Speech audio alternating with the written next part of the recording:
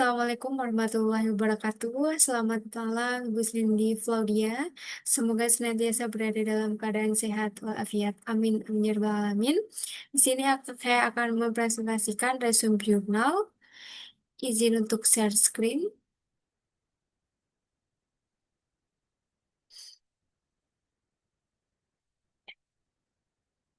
Oke. Untuk resume jurnal, sebelumnya perkenalkan Ibu, nama saya Widya Ningrum, NIM 2403010200797. Di sini dalam resume jurnal, saya mengambil jurnal dengan judul Peran Dividend Policy dalam memoderasi pengaruh financial performance dan firm size terhadap nilai perusahaan manufaktur. Next, dalam presentasi kali ini saya ada 5 poin penting, yaitu terkait latar belakang jurnal, kemudian data yang digunakan oleh jurnal yang saya ambil, kemudian metode penelitian, hasil penelitian, dan juga kesimpulan. Latar belakang mengapa mengambil judul tersebut. Terkait dividen policy, yang pertama, ini merupakan kebijakan dividen ini merupakan hal yang krusial ya bagi seorang manajer terkait salah satu bagaimana kinerja keuangan perusahaan itu bekerja. Bagaimana dividen itu dibagi pada tahun ini atau tidak dibagi pada tahun ini. Kemudian yang kedua, ini dilatar belakangi oleh adanya konflik agenan atau gengsi problem di antara perbedaan kepentingan antara manajer dan juga pemegang saham, di mana pemegang saham itu memiliki kepentingan terkait meningkatkan profitabilitas perusahaan, sedangkan manajer itu memiliki kepentingan terkait dengan kompensasi gaji ataupun terkait dengan operasional. Kemudian yang ketiga, mengapa mengambil judul tersebut, dijelaskan bahwa manajer menghadapi tantangan besar dalam menjaga kepercayaan investor di tengah ketidakpastian pasar. Ini terkait apakah membagi dividennya ataupun tidak. Kemudian data yang digunakan ini merupakan data sekunder, yaitu Sustainability Report perusahaan manufaktur yang terdaftar di BI dari sampel tahun 2012 sampai dengan 2012. Pada jurnal tidak disebutkan berapa perusahaan populasi maupun perusahaan sampelnya, jadi hanya perusahaan manufaktur yang terdaftar di BEI dari sampel tahun 2012 sampai dengan 2022.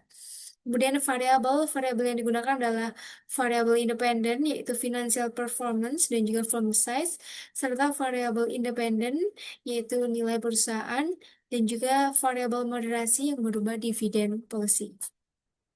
Ini merupakan pelengkap penelitian dari jurnalnya, di mana H1 merupakan pengaruh financial performance terhadap nilai perusahaan, kemudian H2 merupakan firm size terhadap nilai perusahaan, kemudian yang hipotesis 3, bagaimana kebijakan dividen memoderasi financial performance terhadap nilai perusahaan, kemudian hipotesis 4, bagaimana kebijakan dividen memoderasi omset terhadap nilai perusahaan. Kemudian metode penelitian pada jurnal yang digunakan yaitu metode kuantitatif, di mana metode deskriptif dengan pendekatan kuantitatif, di mana pengumpulan datanya dimulai dengan penelitian terlebih dahulu dengan melakukan studi kepustakaan melalui buku-buku ataupun bacaan terkait lainnya dengan masalah penelitian. Kemudian dalam metode penelitian, kita langkah-langkahnya mulai dari uji pemilihan model, uji asumsi klasik, kemudian uji parsial, ataupun uji T, uji simultan, dan juga uji koefisien determinasi. Dalam uji pemilihan model ini saya didapatkan dari jurnal, ada tiga ya, seharusnya dalam kemudian pemilihan modal ada uji Joe, uji Hausman, sama uji LM. Dalam dua uji ini semuanya probabilitasnya di bawah 0,05, sehingga secara tidak langsung dalam model ini FEM lebih konsisten dipilih daripada model yang lain. Kemudian yang uji asumsi klasik yang kedua, karena asumsinya menggunakan FEM, di dalam jurnal jelaskan bahwa yang wajib adalah uji asumsi klasiknya, uji multikolinaritas dan juga heteroskedastisitas.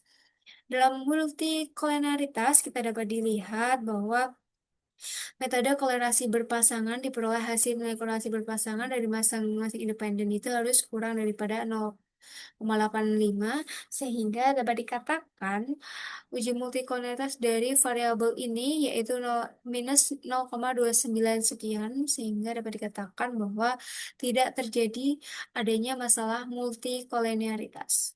Kemudian next uji heteroskedastisitas yaitu menggunakan uji Gleiser di mana nilai probability dari masing-masing variabel independen X1 sama X2 ini 0,00 dan juga 0,79 lebih dari 0,05 maka H0 diterima dan artinya bahwa tidak terjadi masalah heteroskedastisitas pada sebaran data. Ini merupakan penjelasan daripada di jurnal. Namun sepemahaman saya kalau uji Gleiser itu nilai probabilitasnya harus lebih besar daripada 0,05.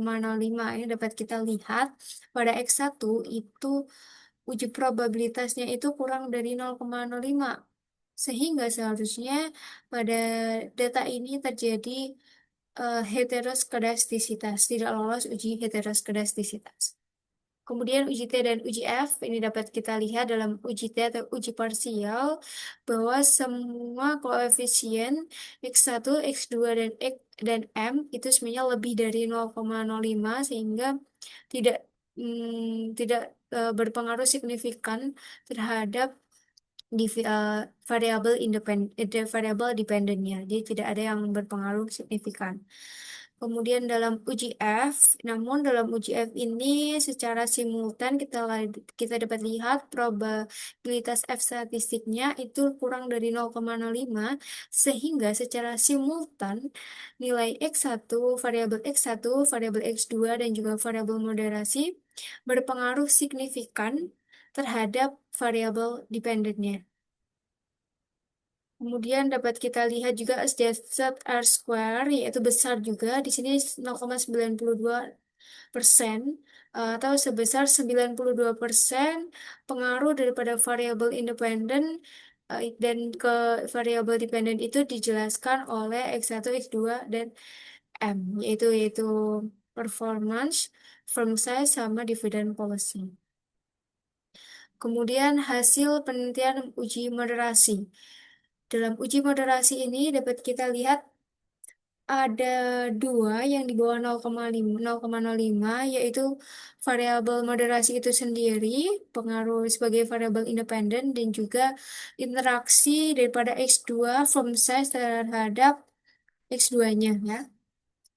Dapat dikatakan lebih dari kurang dari 0,05 sehingga ini merupakan signifikan. Kalau dikatakan ini merupakan kuasi moderasi ya, karena secara independen variabel moderasinya ini signifikan, kemudian interaksi X2 dan M-nya ini juga signifikan, sehingga ini termasuk variabel kuasi moderasi. Kalau untuk X1 dan M, ini merupakan pure variabel moderasi. Dividen policy-nya karena secara independen itu tidak berpengaruh, secara dependen variabel moderasinya itu berpengaruh, namun ketika diinteraksi dengan X1 dan M itu tidak berpengaruh. Dalam hipotesis satu itu, dapat dijelaskan bahwa tidak berpengaruhnya financial performance terhadap nilai itu dikarenakan adanya fluktuasi yang cukup tinggi ya pada saat masa COVID-19 sehingga tidak terlalu berdampak pada yang besar sangat berpengaruh pada setiap perusahaan. Kemudian yang kedua terkait dengan ukuran perusahaan, apakah perusahaan yang baik atau yang besar mungkin tidak akan mampu mempengaruhi terhadap nilai perusahaan karena tadi disebutkan bahwa tidak nilai probabilitasnya lebih besar daripada 0,05 sehingga tidak berpengaruh ya. Yang hipotesis 3 terkait variabel moderasi, ini juga tidak berpengaruh. Financial performance-nya terhadap nilai perusahaan tidak tergantung pada tingkat pemberian dividennya.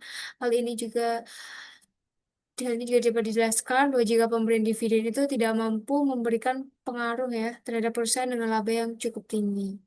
Hipotesis 4 ini satu-satunya hipotesis yang diterima atau yang disignifikan, di mana dividen policy mampu memoderasi firm size. Maka pembagian dividen yang besar dapat dijelaskan karena faktor dari ukuran perusahaan yang besar pula ya. Hal ini bisa menunjukkan pandangan positif dari para investor. Nah, ini berikutnya kesimpulan secara parsial bahwa financial freedom dan firm size tidak berpengaruh secara signifikan terhadap nilai perusahaan. Kemudian dividen policy-nya tidak mampu memoderasi pengaruh financial performance terhadap nilai perusahaan. Kemudian dividen policy-nya mampu memoderasi atau memperkuat pengaruh firm size terhadap nilai perusahaan. Sekian mungkin presentasi saya terkait jurnal yang saya ambil dengan judul Dividen Policy, peran dividen policy dalam moderasi pengaruh financial performance dan firm size terhadap nilai perusahaan manufaktur. Sekian presentasi saya terkait resume jurnal. Mohon maaf apabila ada hal-hal yang kurang berkenan. Wassalamualaikum warahmatullahi wabarakatuh.